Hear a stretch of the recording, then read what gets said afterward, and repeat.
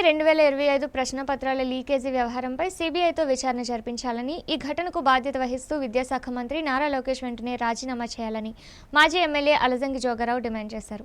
YSR Congress party ఆధ్వర్యంలో పార్వతీపురం నియోజకవర్గ కేంద్రంలో నిర్వహించిన జంజెడ్ వార్డ్ టౌన్ హాల్ సమావేశంలో ఆయన పాల్గొని మాట్లాడారు. ఈ సందర్భంగా జోగారావు మాట్లాడుతూ రాష్ట్రంలో డిఎస్సి పరీక్షల నిర్వహణలో జరిగిన అవకతవకలపై సమగ్ర దర్యాప్తు చేపట్టి నిజానిజాలు వెలుగులోకి తీసుకురావాలని కోరారు.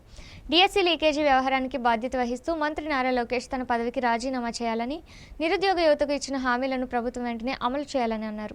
విద్యార్థుల ఫీజు రియంబర్స్మెంట్ బకాయిలను వెంటనే విడుదల చేయాలని, ఎన్నికల హామీల్లో భాగంగా ప్రకటించిన నెలకు 3,000 రూపాయల నిరుద్యోగ భృతిని అర్హులైన యువతకు అందించాలని ప్రభుత్వాన్ని డిమాండ్ చేశారు. రాష్ట్ర వ్యాప్తంగా వైఎస్ఆర్సీపీ అధ్యక్షుడు వైఎస్ జగన్మోహన్ రెడ్డి పిలుపు మేరకు డిఎస్సి బాధితులు నిరుద్యోగ యువతకు అండగా జంజెడ్ ఉద్యమాన్ని చేపట్టినట్లు తెలిపారు. ఇందులో భాగంగా ఆగస్టు 6 నుంచి 9వ తేదీ వరకు నియోజకవర్గ కేంద్రంలో రిలే నిరాహార దీక్షలు, ఆగస్టు 10న భారీ నిరసన ర్యాలీ నిర్వహించినట్లు ప్రకటించారు. ప్రభుత్వం స్పందించి డిఎస్సి బాధితులకు న్యాయం చేయాలని, విద్యార్థుల సమస్యలను పరిష్కరించాలని, లేకుంటే రాష్ట్ర వ్యాప్తంగా ఉద్యమాన్ని మరింత ఉధృతం చేస్తామని హెచ్చరించారు. యువత, విద్యార్థుల హక్కుల కోసం వైఎస్ఆర్ కాంగ్రెస్ పార్టీ ఎల్లప్పుడూ పోరాడుతుందని జోగారావు స్పష్టం చేశారు. ఈ సమావేశంలో పార్టీ ప్రజాప్రతినిధులు, మండల అధ్యక్షులు, అనుబంధ విభాగాల నాయకులు, యువజన ప్రతినిధులు, కార్యకర్తలు, నిరుద్యోగ యువత పెద్ద సంఖ్యలో పాల్గొన్నారు. జరిగిన అక్రమాలపై సిబిఐ దర్యాప్తు చేయమని చెప్పి వైఎస్ఆర్ కాంగ్రెస్ పార్టీ పార్టీని డిమాండ్ చేస్తుంది. ఇది ఒకటే కాదు, సూపర్ 6 పేట హామీలు ఇచ్చారు. నిరుద్యోగం గుర్తిస్తామన్నారు.